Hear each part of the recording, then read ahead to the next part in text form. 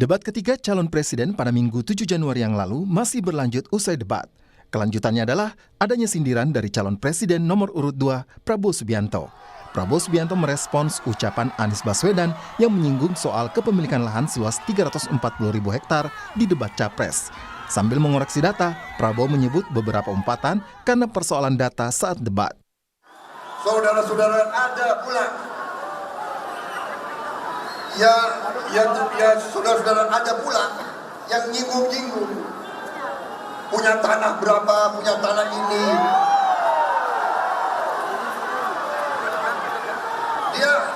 Dia pintar atau goblok sih?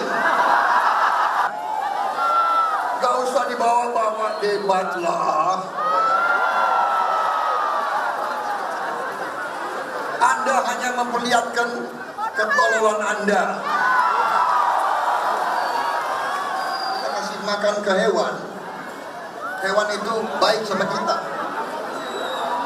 Tapi ada manusia yang kita memberi dukungan, kita memberi segalanya.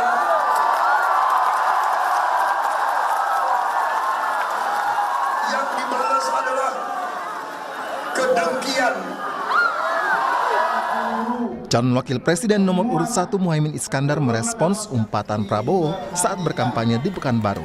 Menurut Muhaimin, biar rakyat yang menilai umpatan Prabowo.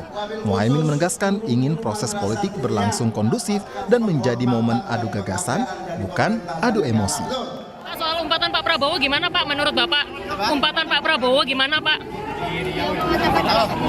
Biar rakyat yang menilai lah. Kita ingin proses politik ini kondusif, adu gagasan, tidak usah adu emosi. Yang paling penting adalah adu visi misi. Calon Wakil Presiden nomor urut 3 Mahfud MD menilai tidak ada serangan personal dalam debat ketiga Capres. Namun, Mahfud menjadi maklum jika ada yang menganggap momen debat ketiga sebagai serangan personal.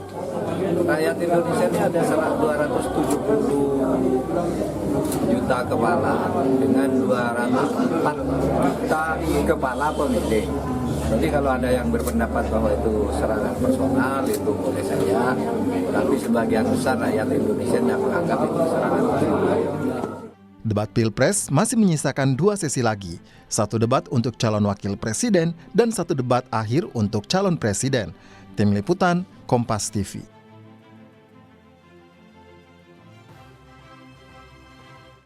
Saudara saling sindir bahkan merespons sindiran usai debat ketiga masih berlanjut. Kenapa materi debat dibahas kembali setelah debat? Kami akan bahas saudara bersama dengan Hermawi Taslim, tim pemenangan Anies Muhaimin, Adi Wihadiwianto dari tim kampanye nasional Prabowo Gibran, dan juga bergabung bersama kami ada Arya Seno Bagaskoro dari tim pemenangan nasional Ganjar Mahfud. Selamat malam Bapak-bapak, sehat selalu? Ya, selamat malam Bang. Alhamdulillah Oke. Mudah-mudahan sehat semua. Saya ingin ke Mas Wihadi dulu dari TKN Prabowo Gibran ini. Ini kalau saya ibaratkan nih Capres Anda ini, kalau saya ibaratkan dengan main bola begitu ya. Proses serang menyerangan harusnya terjadi di lapangan hijau, tapi ini malah terjadi di ruang ganti. Kenapa? Ada apa? Kenapa nggak di ruang debat waktu itu? Jadi begini, kalau kita melihat debat itu, ya kan, pada saat itu dengan penjelasan dan dengan data-data yang disampaikan itu kan sudah dikatakan itu salah. Tapi dalam hal ini pada saat kita mau menjelaskan itu kan waktunya kan memang tidak cukup untuk menjelaskan. Makanya Pak Prabowo juga memberikan itu bahwa ada yang namanya harus dijelaskan. Nah, jadi saya kira di sini bahwa kita bukannya mengenai masalah harus serang menyerang di situ, tapi kita lihat bahwa di situ ada hal-hal yang memang ada satu yang menyampaikan seperti Anies menyampaikan data-data yang salah. Kemudian ini adalah sesuatu hal yang memang sudah dibantah oleh Pak Prabowo. Dan bahkan pada saat itu diralat juga. Dan setelah itu, setelah debat pun dari timnya Anies pun juga meralat mengenai masalah data itu. Jadi saya kira ini adalah pembohongan publik yang dilakukan pada saat debat. Nah, oleh sebab itu, kita bukan mengenai masalah pada saat debat kenapa tidak dibantah, kan sudah dibantah bahwa itu salah. Ya kan? Ada beberapa hal yang salah mengenai masalah pembelian pesawat bekas segala macam itu kan salah semuanya. Tidak ada hal itu. Jadi saya kira ini kan kalau Anda mengatakan bahwa itu kenapa tidak di situ, waktunya mana? Kita cuma satu menit. Tidak ada yang bisa dibantah dalam waktu sekian menit, 1 menit, 2 menit itu. Ya saya kira kan kalau kita melihat bahwa kita sudah jelaskan bahwa data itu salah, ya kan, sekali kan, bahwa kemudian ada yang namanya mengenai pembelian pesawat itu datanya juga salah. Dibukalah data itu, ya kan. Tapi kan waktunya kita harus menjelaskan ini. Kalau menjelaskan hanya mengenai data yang salah, kita menjelaskan, harus menjelaskan. Oke. Materi daripada debat itu sendiri kan tidak akan muncul, gitu kan. Oh, oke. Jadi bukan sesuatu itu. Oke, tapi Pak Adi begini, kalau lihat apa yang disampaikan oleh Pak Prabowo, Capres Anda waktu di Pekanbaru kemarin, ini ada bahasa-bahasa umpatan yang keluar, itu kenapa? Refleks saja atau bagaimana? Sebenarnya kan itu bukan umpatan, itu adalah sesuatu hal yang disampaikan oleh Pak Prabowo. Bagaimana seorang yang memberikan data yang salah, dan apalagi itu disampaikan oleh seorang Anies. Oke. Kita tahu Pak Prabowo bagaimana kurang baiknya pada Anies pada saat dia sudah mau mencalonkan sebagai gubernur DKI pada saat itu, dan semuanya saya sendiri pun pada saat itu dengan seperti itu saya juga merasakan bahwa ini benar-benar seorang Anies ini seseorang yang memang saya lihat tidak ada bahasa itu dianggap oleh perbaikan. publik sebagai bahasa yang kasar, yang kemudian tidak pantas, begitu bagaimana? Ya, publik yang mana? Kalau saya melihat bahwa di beberapa medsos justru netizen juga mengatakan saya aja marah kepada Anies, apalagi Pak Prabowo. Oke, Banyak jadi yang mengatakan seperti ibu-ibu kan. Gitu. Oke, tidak Jadi merasa itu sesuatu sebagai hal ini umpatan atau kata-kata kasar begitu ya? itu kan bukan suatu umpatan, itu kan hanya mengatakan refleks yang dilakukan bahwa ini ada kebodohan yang disampaikan pada saat itu. Kan orang mengatakan bodoh kan boleh, kenapa? Kan Oke, gitu, baik. Saya ke Mas Hermawi dulu. Kalau Anda sendiri melihat bagaimana apa yang disampaikan oleh Pak Prabowo ini?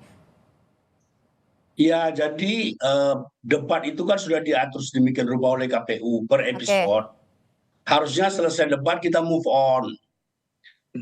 Apa yang terjadi di Pekanbaru dan di beberapa tempat lain itu menunjukkan tingkat kematangan seseorang.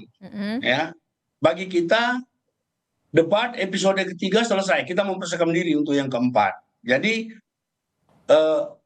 publik juga melihat kematangan seorang calon negarawan, diksi-diksi yang digunakan itu santun atau tidak secara dalam ukuran publik, itu menyinggung perasaan masyarakat atau tidak. Kalau kita sih biasa saja. Oke, jadi tidak merasa tersinggung. Yang seperti dikatakan oleh Pak Muhaimin, debat itu adalah adu gagasan, pertarungan ide, bukan pertarungan emosi, marah-marah, maki-maki. Kita sudah melewati itu sudah masa kita waktu muda. Sekarang ini kan saatnya, ini kan debat di antara para negarawan, harusnya bisa memberi pendidikan politik yang baik dan berguna bagi masyarakat. Ciri-cirinya antara lain salah satu yang pertama adalah bermartabat dengan penggunaan diksi-diksi yang terhormat. Oke, Pak Hermawi, begini, ketika emosional yang muncul ini dianggap imbas dari serangan personal yang dilakukan oleh capres Anda pada saat debat waktu itu bagaimana? Itulah ujian kematangan seseorang. Ya kan? Itulah ujian kematangan seseorang. Jadi serangan personal adalah ujian kematangan maksud Anda? Kalau dia masih muda, terpancing emosinya, marah-marah, penggunaan diksi-diksi yang tidak terhormat, itu pantas tidak itu orang seperti itu? Oke, pemimpin Indonesia yang besar. Jadi Pak Hermawi, apa yang dilakukan pada saat debat itu bagian dari strategi begitu? Bukan bagian dari strategi, itu ungkapan ide yang diajukan oleh Pak Anies, karena Pak Anies kan sebelum masuk perdebatan kan dipersiapkan oleh beberapa tim, ya. Tapi kalau perasaan orang kan beda-beda. Oke, jadi pancing ya salah sendiri, kenapa terpancing ya? Ini Pak Hermawi, serangan-serangan itu memang sudah disiapkan begitu ya? Sudah disiapkan oleh tim? Disiapkan oleh tim dalam semangat yang bermartabat. Nah, kalau penyampaian itu oleh orang tertentu dianggap sebagai sesuatu yang tidak cocok terhadap dirinya, disitulah dia diuji kematangannya. Jadi apa yang disampaikan oleh Pak Anies itu sesuatu yang wajar. Pak Anies itu soal tanah misalnya, Pak Anies itu kan mengutip pernyataan presiden. Misalnya sekarang Pak Anies diadukan di Bawaslu, nggak apa-apa. Nanti kita ajukan saksi. Saksi utama siapa yang mengajukan itu? Jadi kita biasa aja. Oke, kita tahan di sana dulu, Bung Hermawi. Saya ingin ke. Gini. Saya sekali verifikasi dulu. Singkat saja. Data yang disampaikan kan dipersiapkan. Data yang disampaikan itu sudah salah. Mau saksi seperti apapun kalau data itu sudah salah. Jadi apa Ya yang nanti kita lihat di Bawaslu. Kalau Tim Anda kan sudah kalau- ngadu, nanti kita lihat di iya. Bawaslu. Kalau Nanti kita lihat, nggak apa-apa. Nanti kita lihat. Kita lihat pada saat disampaikan oleh presiden. Oke. Itu kan hak, ya. Itu kan hak. Silakan Oke, saja. baik, kita tahan Tapi di sana tadi- dulu ya, Bung bagi- Hermawi. bagi- Pak Adi, kita tahan dulu. Saya ingin ke Mas Eno dulu nih. Saya ingin ke Mas Eno dulu dari TPN Ganjar Mahfud. Mas Eno, ini cawapres Anda ini juga Pak Mahfud ya sempat menyebut soal tidak ada serangan personal kok ada dalam debat itu. Meskipun dia juga memaklumi juga ya misalnya. Tapi Anda sendiri melihat atau tim dari Ganjar Mahfud ini melihat debat kemarin ketiga yang untuk capres ini bagaimana sih Anda membacanya? Apakah memang serangan-serangan itu terlihat nyata begitu?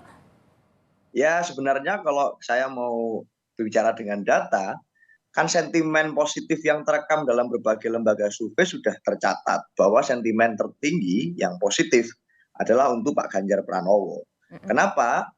Karena sebenarnya di dalam debat kemarin, Om Hermawi, Om Wihadi, sebenarnya yang terjadi adalah ya Pak Ganjar fokus pada penyampaian visi misi dan substansi dan ingin untuk bicara itu kepada 270 juta rakyat Indonesia. Saya nggak tahu, mungkin ada lebih dari 90 juta rakyat Indonesia yang pada hari itu menonton televisi.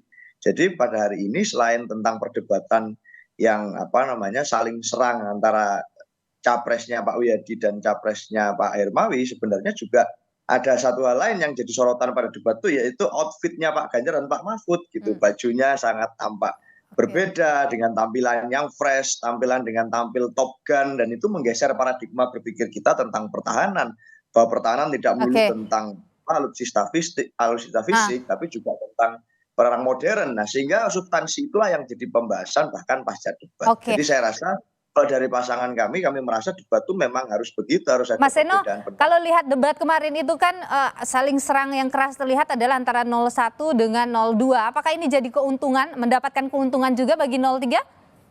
Enggak, bagi kami biasa saja ya. Untung tidak untung itu tergantung bagaimana dari masyarakat melihat dari setiap calon presiden. Nah, dalam konteks ini kami merasa bahwa debat itu memang harus adalah bentuk perbedaan pendapat. Nah, harus ada adu argumentasi, harus ada pemerkayaan persepsi.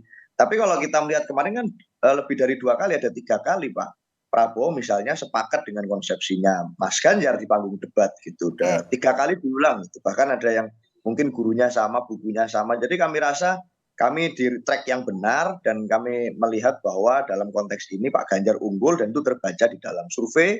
Sehingga kami melihat bahwa ya debat kami kemarin berhasil menjadi salah satu sarana untuk menyampaikan visi misi dan paradigma. Saya rasa itu.